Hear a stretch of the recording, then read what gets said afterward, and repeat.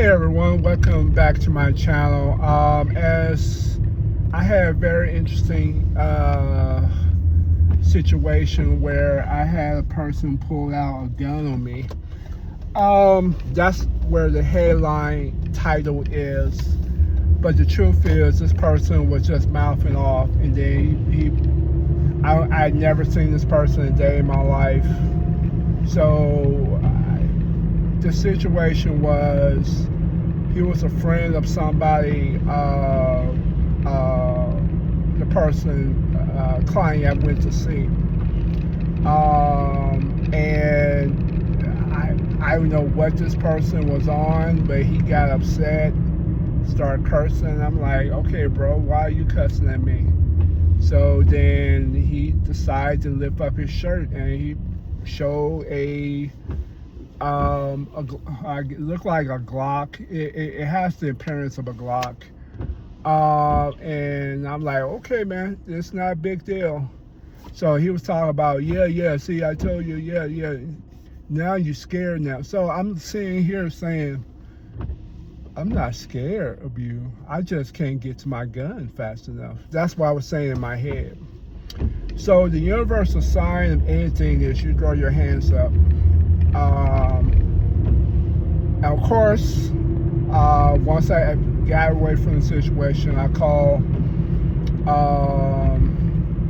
911, and then they went to the area. They were like, okay, where are you? I'm like, I'm away from the area. I'm not going to sit there just in case the person have a gun in the area. So this, first thing first, all of this is in the hood. So let me just, hood mentality and hood things stay in the hood. So the poorer the income, the less the cops is going to do. You can disagree with me if you want to, but you know you're not going to go into those areas yourself. So let's not even front. Long story not really, I keep saying long story short, but it wasn't short. So this person, showed his weapon.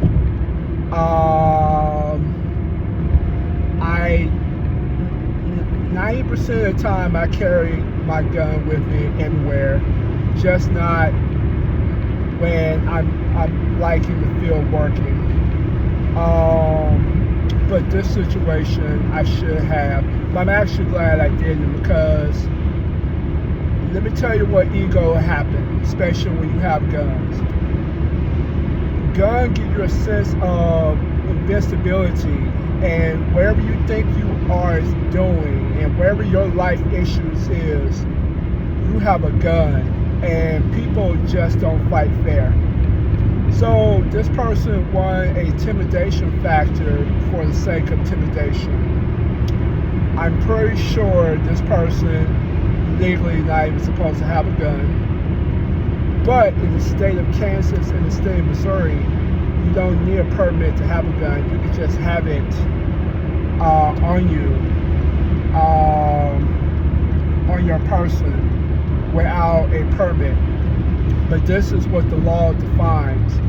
If you're on probation or on parole, or you got a jail record, you legally are not supposed to have a gun. So, in the state of Missouri and the state of Kansas. So if you have one of those or two records, and based upon the location and based upon the environment, I'm pretty sure he has one or the other. And the simple fact that he didn't take it out says that he just wanted to scare. I don't scare easily. I'm pretty good at what I do. I ain't the best in self-defense, but I'd be damned if I'll do what I do training-wise and back down from any person. But at the same time, I had no idea this person had guns. So, and then when this person was mouthing off, I'm like, bro, what's your problem? As calm as my voice is. So, I think most likely he just ready for a fight no matter what that situation was. He was ready for any type, but he wanted to feel some type of way. I'm pretty sure his life sucks. No money, mad about whatever. And this is one thing about when you're doing the wire activity or gang stuff or drug stuff. A lot of things about ego will get you killed. Did I provoke them? Of course I didn't. I didn't even know the person. But I definitely backed down. And really the scenario was he was asking questions I say I'm not at liberty to talk to you about because this is privileges. So I basically, when I did not answer him about the questions he wanted to know, I said, it's none of your concern. That's when he got mad and pissed. The lesson I learned from this is be careful with the mindset of people you don't know, especially how people carry these days. They do not care. They have a no sense of fear. And even though I was definitely in the right and this person in the wrong, dead man don't tell tales, as they say. Dead men don't tell tales. So I could have been gone based upon how this person was. So what did that teach me? That teach me to carry my gun at all times, except places where I legally cannot do it. Legally you can't do it at school. Legally you can't do it in a place where a business. And the simple fact that I was in an area where I thought I was safe, and the simple fact that this person, who I had never seen a day in my life, I can't even describe him because, and it's just people are sick.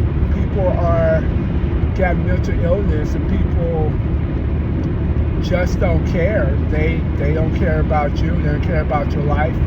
So when you concerned with people like that, you gotta carry a gun. I get so many people, mostly women, they talk about, oh my God, why you need to carry a gun? Because a situation like this where people think that your life is expendable. Now, it could went all type of wrong sideways based upon how fast can you draw, like the West. He could have shot me, I could have shot him.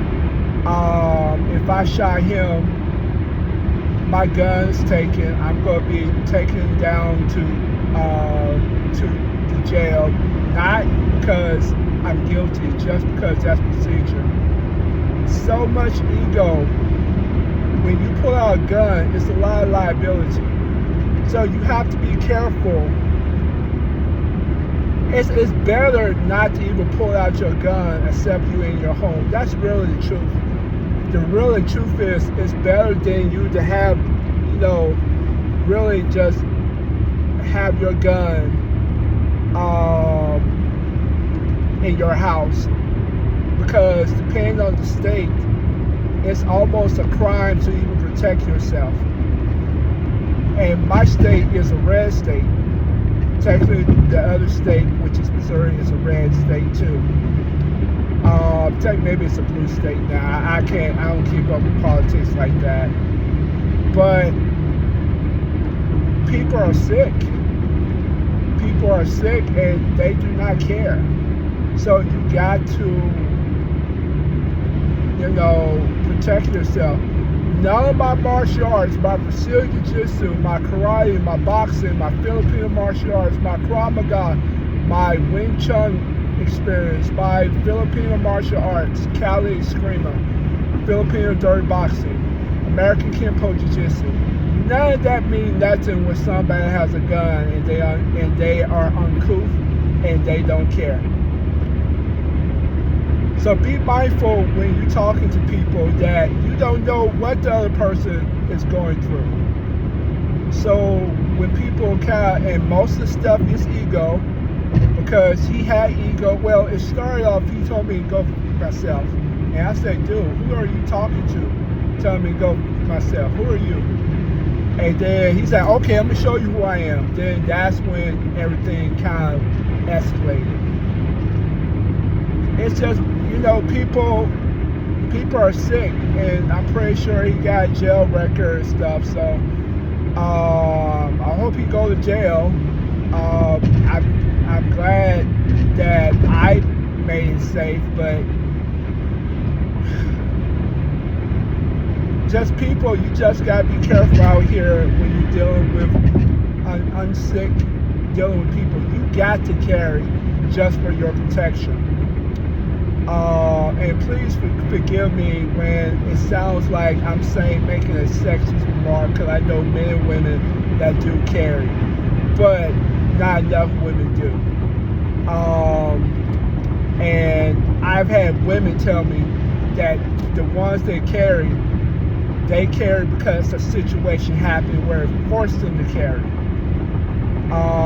For me, my line of work forced me to carry. Not while I'm directly, working in the building, but if I'm working out in the field where I'm out in dangerous areas, I gotta protect myself at all times. So you gotta keep in mind company policy versus your life. I can get another job. I can't get another life.